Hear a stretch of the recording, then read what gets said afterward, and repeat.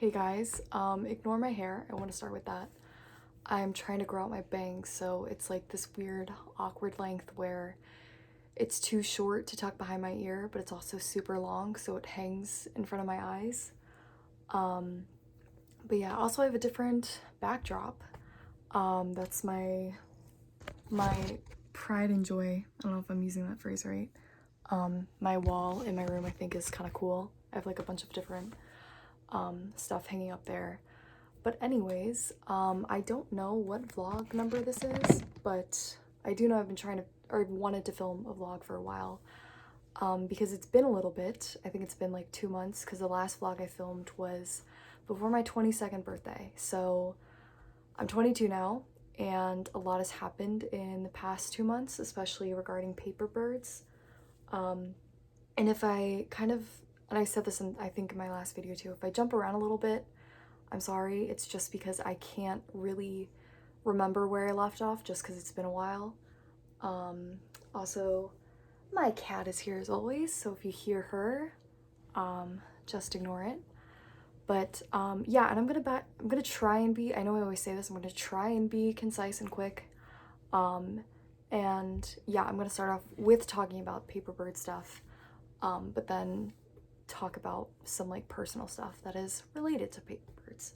So yeah, the biggest thing is where I left off. I think I said that I'd been accepted to NCUR, which, just to reiterate, is a conference for undergraduate students across America. That's hosted each year at a different college campus. This year it's in Wisconsin. I was accepted to present my work there along with a few other Millersville students. So I ended up accepting my acceptance. The reason I was on the fence was because I just didn't know what they were expecting from me, and I wanted to make sure it was something I could actually deliver. And I reached out and they're like, yeah, you know, you only have like a 20-minute slot. You don't have to get up there and like verbally talk through your piece if you don't want to. And also, it's totally fine if it's not finished and you're just showing a truncated version. So after finding out that, I was like, okay, yeah, this is something that I can handle. So I said yes. And as far as where the piece actually stands, I have like, I think I'm gonna end up showing like a solid, just like the first 15 minutes because, well, one, I only have 20 minutes to present, and they said ideally I would finish like a few minutes beforehand to give time for the next person. So obviously I want to do that. I would like to get up there and just say like, I mean, I don't want to get up there and talk because who wants to do that? But I would like to get up there and just maybe say like one or two minutes worth of words. I could have said that better. Just to kind of give context to the piece, because I feel like, again, with it just being a complex topic and not showing the whole piece, I feel like if I just showed like the first 15 minutes, people would be like, what the heck? Or maybe not, I don't know. So yeah, that is the goal for that. And I actually spent, I've been editing like pretty consistently, and I've said that on my Instagram. And I spent a lot of spring break editing because I was like, I want to get this done because it was stressing me out. And I did get like a solid 15 minutes. I still have to polish it, and I still have to add b-roll for one of the sections in particular, and I think I still have to look into the, I know that I still have to look into the rights to like the opening music. Everything else should be, all the other soundtracks I got from this site called, I'm gonna say it wrong probably because I say everything wrong, Pixby, which is spelled Pixaby, I think. I'll put the link in the description, but that's what I've been using, and it's like a bunch of copyright-free media. So that has been a godsend. But still I have to kind of just like look it over and make sure I can actually use it. And yeah, so that's that. And if I can't get the copyright to the initial song or it's too expensive, I'll just find something else because it's not that big of a deal. But it'd be nice if it worked out. And the other thing, speaking of money, I got a grant from the school. So I applied for a grant back in November, and I kind of forgot about it because I thought that I didn't get it. And then like, I think it was the very beginning of February, I got an email and they're like, hey, congrats, you got the grant. So, and again, I'm not gonna say the name because I'm gonna butcher it. I looked it up. I literally looked up how to pronounce it yesterday and I already forget. but it's a $500 grant from the school. And yeah, I just feel really, really honored and blessed that I got that. Millersville, just to go on like a little bit of a tangent, I feel really lucky that they've just been like, just in different areas of, I don't know how to explain this, but my school has been supportive of my endeavors, and I think that's really cool. They're paying for all the trip expenses to go to NCUR, so like the flight, and they took care of like booking flights and stuff, the hotel, the registration itself. So that I think is really cool to just give students the opportunity, because a lot of, like, if I had to pay for that stuff myself, I'd be like, I'm not going, because that's adds up to be a lot of money. So I'm really grateful for that, and also for the grant, because even though this film has been like self-funded and I've been using like equipment from the CER from my school, and also my own equipment and then my other friends' equipment, so that's not necessarily something I need to spend it on. Still, things like buying gift cards for like interviewees, and gas money is expensive, and also just, and this is what predominantly the grant is going for, is just paying people for the work, even though like everyone that I think I've said this before too, everyone that I've like asked to help out with the film or has volunteered to help out with the film has done so being like, no, you don't, like, don't pay me anything, like I want to do it for free, which has been really just touching. But I also think people should be paid for the work, especially young artists, because I think they tend to get taken advantage of. So being able to do that is nice. So yeah, that was cool. And it was also cool getting my first grant as like a documentarian. I felt very official and very like Nat Geo-esque. So that was cool. And the other thing relating to my school, and to that actually, is so there's someone, I'm not sure what her title is, but anyway, someone at my school who is in charge of like doing this thing called the Imagine newsletter, which my school sends out. I think it's twice a year. I'm not entirely sure, but it's basically just a newsletter that's sent to, I'm guessing like the Millersville community, but they also said alumni in particular, just like kind of briefing everyone on like the things that are going on campus. And one thing they wanted to highlight this year was student faculty projects. And actually the initial idea was, so anyways, I'm horrible at telling stories, but a woman reached out to me from my school because she was looking through like the grant applicants, and she was like, hey, I heard you're doing this project, like that's really cool. Would you be willing to come speak for our Ville speaker series? Ville Voice Speaker Series, I think it's called, and they host that every spring. And it's basically when it's like just webinars that like an alumni or a faculty member will give a presentation on a particular topic. But this year the theme was like student faculty mentorships, and she was like, would you want to present your project, like you and Dr. Chang working together on this piece? And I was like, for sure. Well, I didn't agree right away, because again, I was like, I don't know if I can handle it. But then eventually I was like, yeah, for sure. And then she emailed me back and she was like, actually, we're not doing that this year. Instead, we'd still like to interview you for our Imagine newsletter. And so I was like, cool. And so that actually worked out better, because it was a lot less work. They just sent me, I didn't have to actually create anything myself. They just sent me a list of questions and I answered them. So I think that's coming out in April, maybe? I'm not sure. I think I might be getting a draft of like the story soon, so that'll be cool to look over. And I was planning on posting my answers to the questions, just because it's about the project and I thought it could be kind of like illuminating, probably on the blog portion of my site, which is my portfolio, which is acbrook.com. But speaking of which, something I just did today, I think I know I asked this on a poll a couple weeks ago. I asked if I should make like a separate site for paper birds, and people were like, no, just keep it on your page. I was like, you're right, that's a good idea. But I met with my one professor today. I'd been meaning to talk to her for a while, and she had actually recently had like a film go through like the film festival circuits. And so I was like, hey, can I talk to you about that? And she was like, sure. And she suggested that I make a website for the film and have like the film's own socials. So I think I'm gonna do that. And I actually did start to make a website today.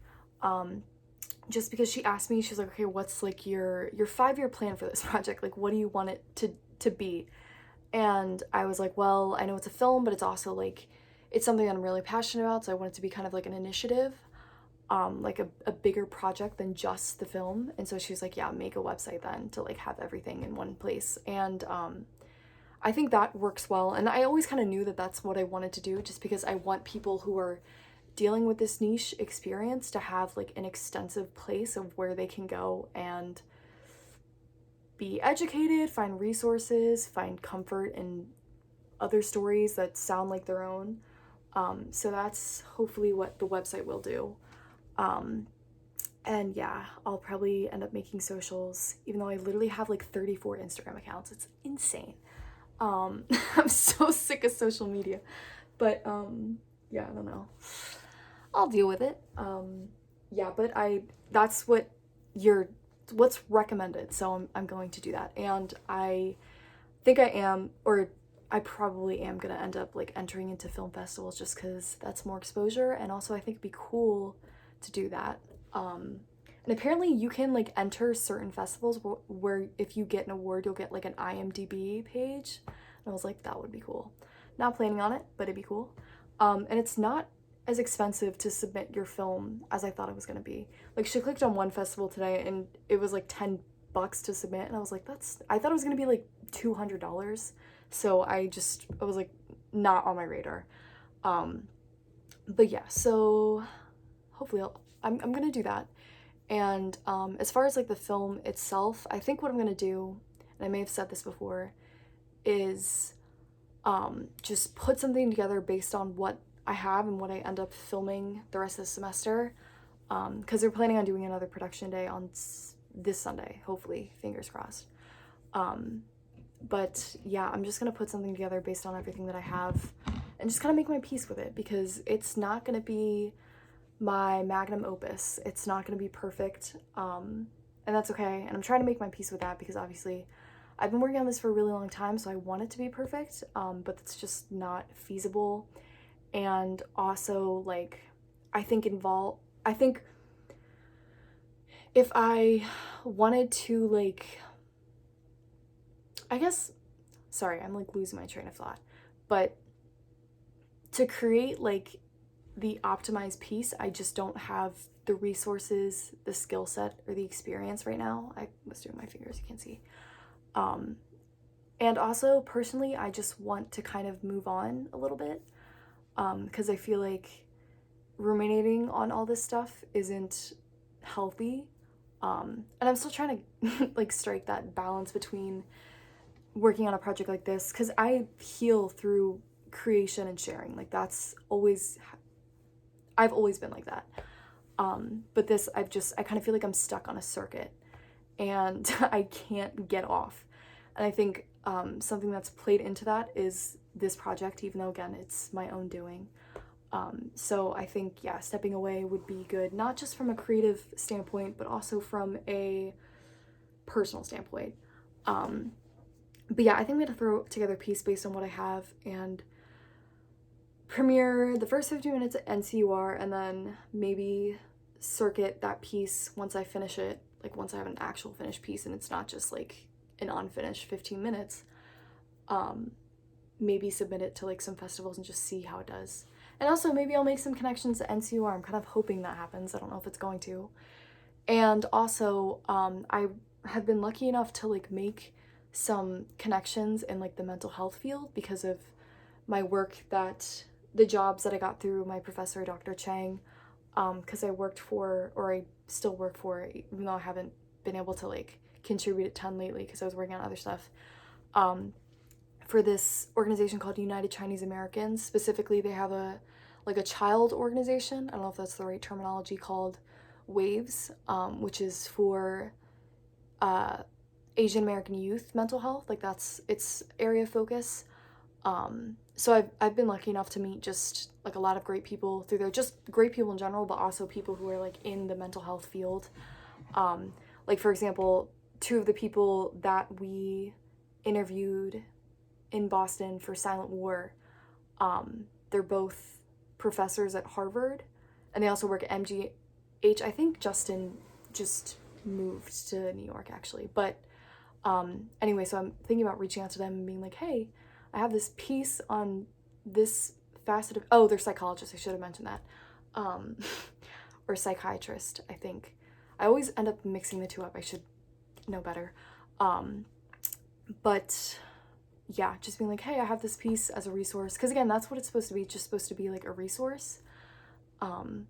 So if I can like distribute that as much as possible, I'm probably gonna like reach out to like therapist and, I don't know, counseling centers. I guess that's probably the better word that I'm looking for. Just to be like, hey, I have this thing, do whatever you want with it. So yeah, that's kind of like the tentative plan, and I think that's everything as far as Paperbird stuff goes. Yeah, as for personally, on my personal life, the big thing is I just accepted a job offer. This is kind of not what I was planning on talking about. So next month, actually, April 24th, I start at my old internship where I interned at Lancaster EMS when I was a junior. So next month I start as their new director of marketing and development. So that's cool. I'm excited. A little intimidated, but mostly excited. And I really liked working there, so I'm looking forward to like being back and hopefully getting to connect with like some people that I didn't really get to connect with that first time around. So yeah, I'm looking forward to that. And I guess that's kind of all that I have to say about that. I graduate in 2 months.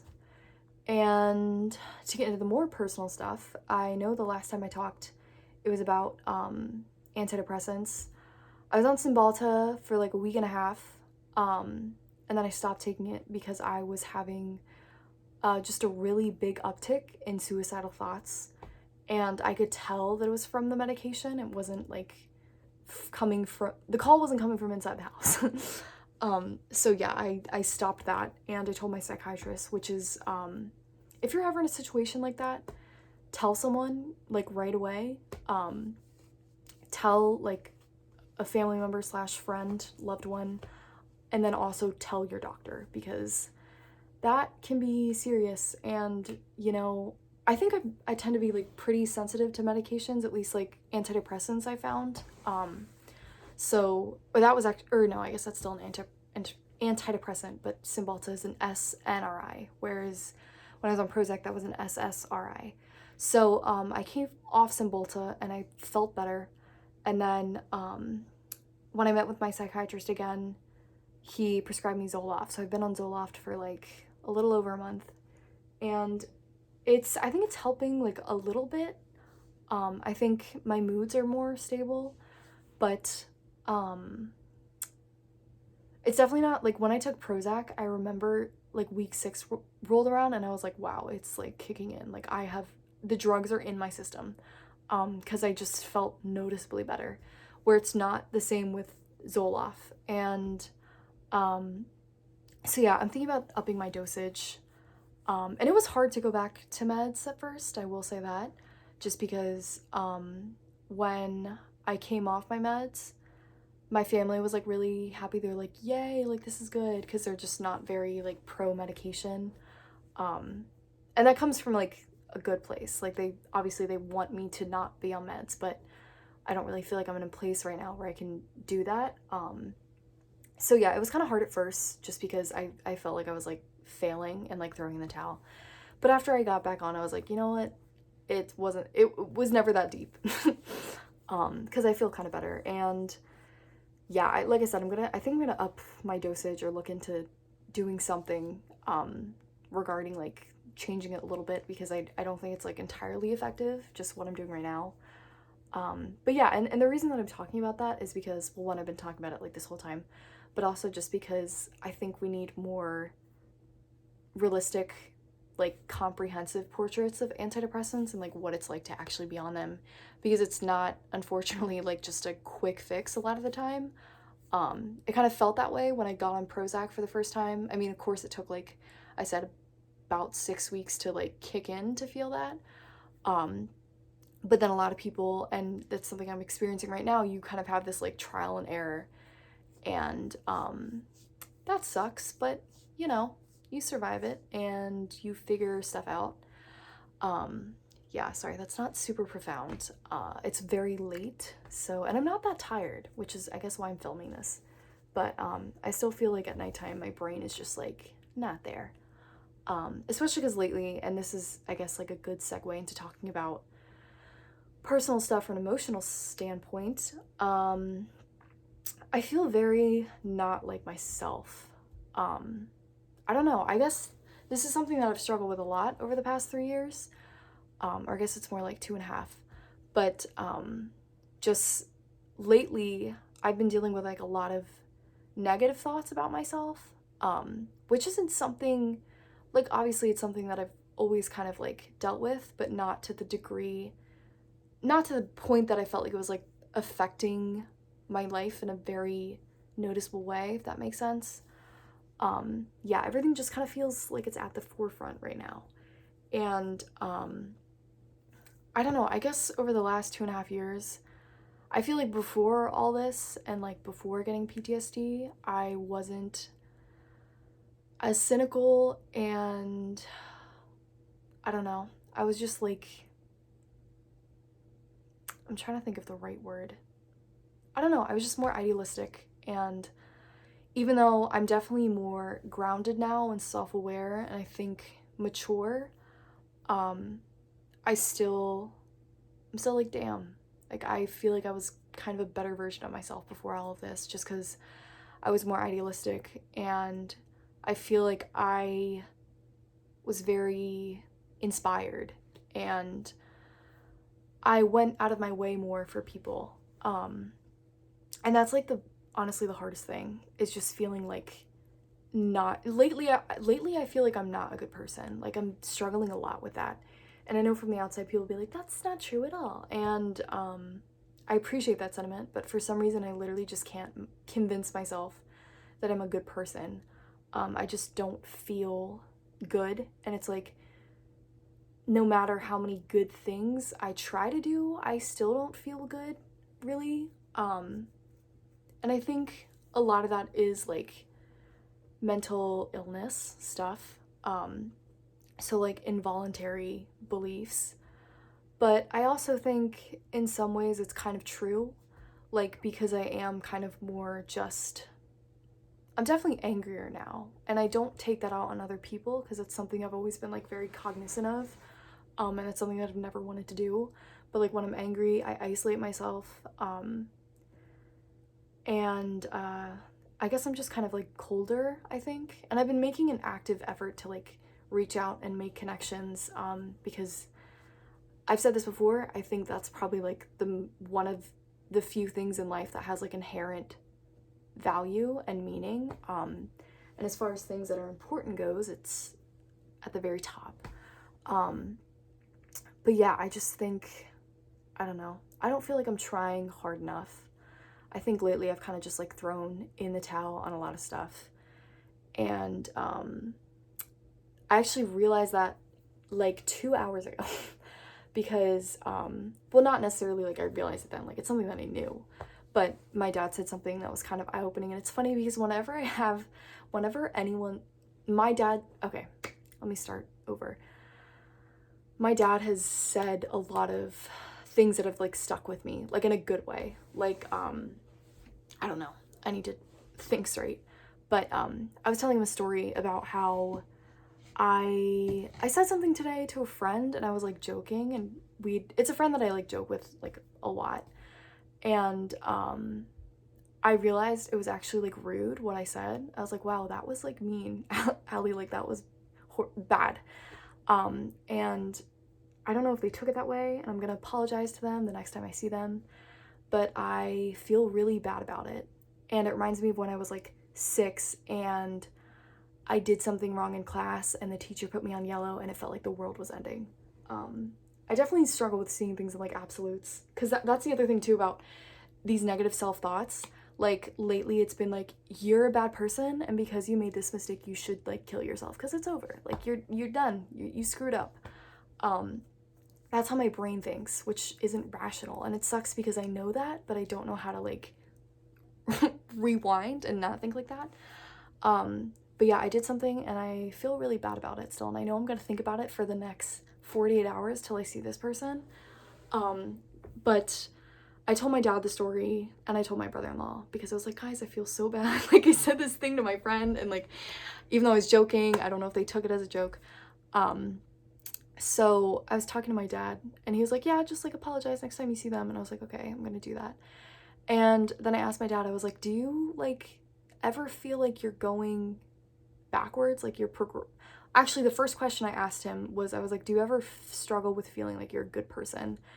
And to my surprise, he said yes, which is funny because my dad, well, not that I was, like, super shocked, but my dad is a very, like, he's in the military. I guess it could just end right there. Or he was in the military. He actually retired in June of last year, I think it was. But yeah, he's very just good head on his shoulders, very, like, straightforward.